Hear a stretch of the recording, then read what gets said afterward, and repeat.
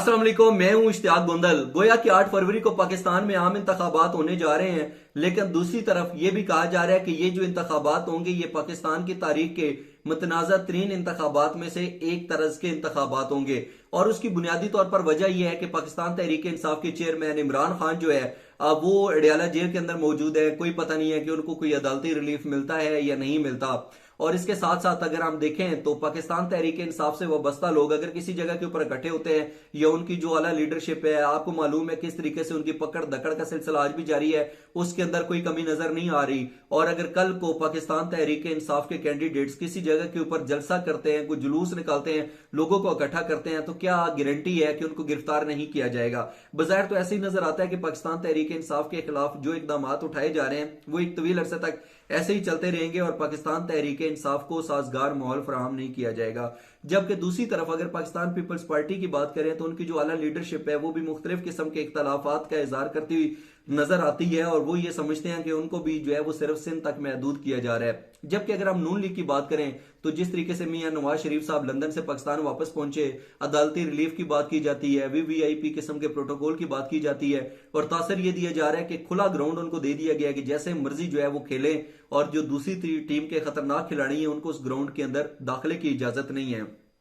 तो अगर इस तरह के माहौल के अंदर इलेक्शंस होंगे तो फिर जो कहा जाता है कि इंतखाबी अमल के नतीजे में पाकिस्तान के अंदर जो सियासी अदम इस्तेहकाम है वो खत्म हो जाएगा, वो तो फिर खत्म नहीं हो सकेगा बल्कि ये तो मजीद जो है वो इल्जामात की जद में रहेगा। तो इस हवाले से आप क्या कहते हैं? अपना कीमती फीडबैक जरूर दीजिएगा। और दूसरा जो इंपॉर्टेंट तरीन इशू है उसके ऊपर मुझे लाजमी बात करनी है, वो है मिलिट्री कोर्ट्स के हवाले से।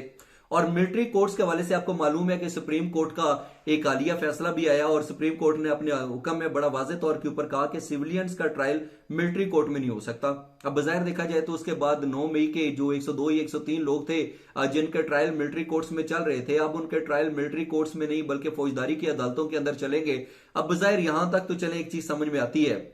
लेकिन मिलिट्री एस्टेब्लिशमेंट जो सुप्रीम कोर्ट की तरफ से फैसला आया बजाय ऐसा नजर आता है कि उसके ऊपर बड़ी तशवीश में मुब्तला है और उसकी बुनियादी तौर पर कुछ वजूहात हैं। 2-3 पॉइंट्स में आपके सामने रखता हूं। बुनियादी तौर पर वजह यह है कि मिलिट्री एस्टेब्लिशमेंट ये समझती है कि जो हमारे फौजी इदारे हैं या फौजी तनसीबात हैं वहां पे हजारों की तादाद के अंदर सिविलियंस जॉब्स करते हैं और जो सिविलियंस को तनख्वाहें मिलती हैं वो पाकिस्तान के दिफाई बजट से मिलती हैं। और जब वो फौजी तनसीबात पर काम करते हैं तो वहां से हसास किस्म की जो इंफॉर्मेशन होती है, जो मालूमात होती हैं वो लीक की जा सकती हैं और वो दुश्मन तक पहुंचाई जा सकती हैं। अगर कोई शख्स जो फौजी तनसीबात पर काम करता है लेकिन वो सिविलियन है, वो चाहे जितना ही संगीन को जुर्म न कर ले, उसका जब ट्रायल मिलिट्री कोर्ट में नहीं चलेगा तो इससे तो मजीद मुश्किलात पैदा होंगी और इससे जो है वो बड़ा आसान हो जाएगा इंफॉर्मेशन को बाहर दूसरे ममालिक के जासूसों तक पहुंचाना और दूसरे ममालिक तक पहुंचाना। जब पता होगा कि हमारा तो मिलिट्री कोर्ट्स के अंदर ट्रायल नहीं हो सकता और जो सिविल अदालतें हैं वो किस तरीके से वहां पे केसेस जो है वो ताखीर का शिकार हो जाते हैं, वो आपके सामने है।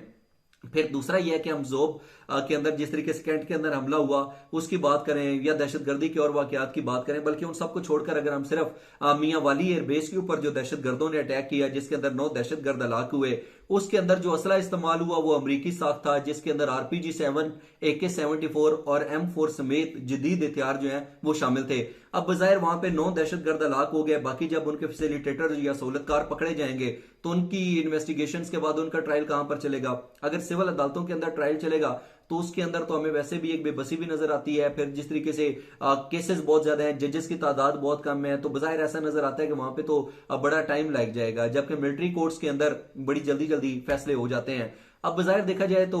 3 दिन पहले मेरे प्रोग्राम के अंदर लाहौर हाई कोर्ट के साबिक जज शफकत अब्बासी साहब आए और उन्होंने खुद इस चीज का इतराफ किया कि हमारे जो जजेस साहिबान हैं वो इस तरीके से जो हाई प्रोफाइल टेररिस्ट होते हैं उनके केसेस लेने से कतराते हैं अपने बीवी बच्चों का ख्याल करके वगैरह वगैरह। तो इस सूरत हाल के अंदर यकीनी तौर के ऊपर बड़ा मुश्किल हो जाएगा आपके जो दहशतगर्द हैं उनको आप जो है निशाने इबरत तक पहुंचाएं, निशाने इबरत बनाएं या उनको मंतकी अंजाम तक पहुंचाएं। फिर दूसरी बात यह है कि जो भी दहशतगर्द कार्रवाइयों के अंदर बरह रास्त किसी जगह के ऊपर कार्रवाई हुई, कुछ मारे गए, कुछ पकड़े जाते हैं, फिर जब वो इंकशाफात करते हैं तो उनके सहूलतकार पकड़े जाते हैं। तो उस हवाले से इतने शाहिद नहीं होते कि हमारी सिविलियन अदालतों से उनको जो है वो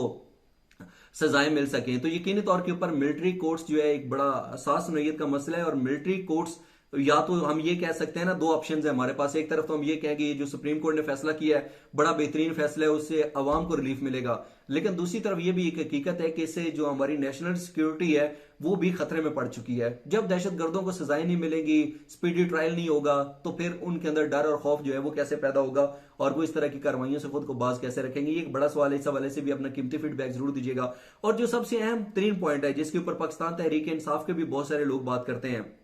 मैंने भी जब नेशनल और इंटरनेशनल मीडिया को पढ़ा कि पाकिस्तान के अंदर मिलिट्री कोर्ट्स के अंदर किन का ट्रायल हो सकता है, तो मुझे चार बड़े अहम पॉइंट्स मिले। एक उनमें से पॉइंट ये था कि अगर कोई भी शख्स जो फौजी काम होते हैं, बल्कि वहां पे जो लफ्ज इस्तेमाल किया गया था वो अस्करी कमान का इस्तेमाल किया गया था, अगर कोई भी शख्स अस्करी कमान के खिलाफ तकरीर करता है या खिताब करता है या बयान देता है तो उसके खिलाफ भी मिलिट्री कोर्ट्स में ट्रायल हो सकता है। अब ये पॉइंट बड़ा इंपॉर्टेंट है, इसके ऊपर आपने जरा इसको नोट रखना है अपने पास। दूसरा यह है कि कोई भी शख्स अगर जो फौज के जूनियर अफसरान हैं उनको अगर अपनी आला क़यादत के खिलाफ, मिलिट्री के जो आला हुकाम है उनके खिलाफ उकसाता है तो उसके खिलाफ भी फौजी अदालतों के अंदर मुकदमा चल सकता है। अगर कोई भी शख्स, कोई फौज की मूवमेंट हो रही है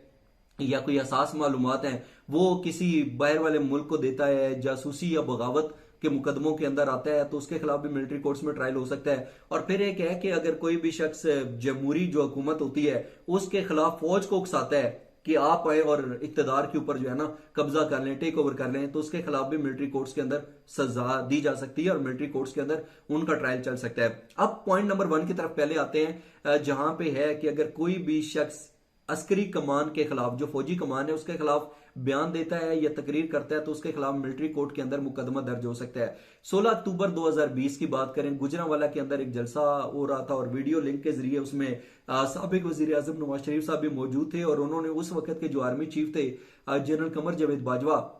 उनके ऊपर संगीन इल्जाम आयद करते हुए कहा था कि जनरल कमर जावेद बाजवा जो है ना, इन्होंने मेरी चलती हुई हुकूमत को रुखसत किया और ये इमरान खान को इक्तदार में लाना चाहते थे वगैरह वगैरह। अब उस वक्त वो आर्मी चीफ थे, फौज की कमान को संभाल रहे थे और नवाज शरीफ साहब ने उनके खिलाफ बयान दिया, तकरीर की, तो नवाज शरीफ के खिलाफ मिलिट्री कोर्ट के अंदर मुकदमा दर्ज क्यों नहीं हुआ या मिलिट्री कोर्ट्स के तहत जो है उनका ट्रायल क्यों नहीं चला। अब बज़ाहिर देखा जाए जब इस तरीके से चीजें होंगी तो अब यकीनी तौर के ऊपर जिस तरीके से हमारा सोशल मीडिया बड़ा स्ट्रांग है, पढ़ी लिखी यूथ है, वो जब चीजों को पढ़ती है तो चीजों को अंडरस्टैंड करने के लिए अब उसकी स्टडी करती है, इन डेप्थ एनालिसिस करती है, उसको पढ़ती है। जब पता चलेगा कि ये चीजें हो सकती थी, ये नहीं हुई, तो फिर डेफिनेटली सवाल और कंफ्यूजन पैदा होती है।